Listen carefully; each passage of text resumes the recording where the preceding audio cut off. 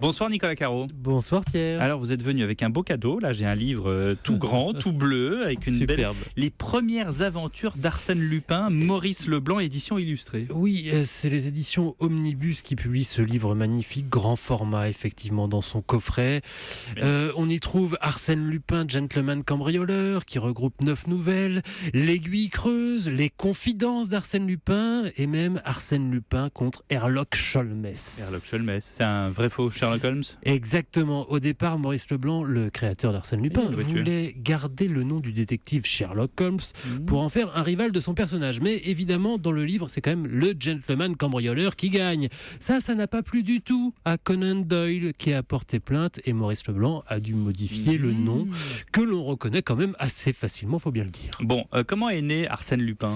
C'était une demande de Pierre Lafitte, le patron de la revue Je sais tout, qui se vendait à des centaines de milliers d'exemplaires. En 1905, pour le 6e numéro, il fait appel à Maurice Leblanc, qui est un écrivain talentueux, mais parfaitement ignoré par la critique. Pierre Lafitte veut très clairement concurrencer le héros britannique Sherlock Holmes et demande à Maurice Leblanc d'inventer un personnage de la même trempe. Il se met à la tâche, Maurice, sans trop de conviction, puisqu'il préférait lui écrire sa grande œuvre. Vous savez, c'est vraiment plus sérieux, mais bon, fallait bien payer le loyer. Il écrit sa nouvelle et il va connaître le succès que l'on sait. Il a inventé un mythe comme D'Artagnan, comme Robin des Bois, et la preuve c'est qu'on en parle encore aujourd'hui et on lit surtout toujours les aventures du gentleman cambrioleur Arsène Lupin. Et il y a des illustrations en plus. Là j'ai vu une vieille voiture des années 1910. Oui, ce sont celles de l'époque, celles parues dans le journal Je sais tout.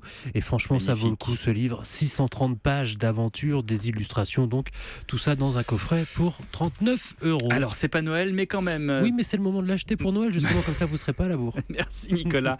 Les premières aventures d'Arsène Lupin, c'est chez Omnibus. Europe Nuit.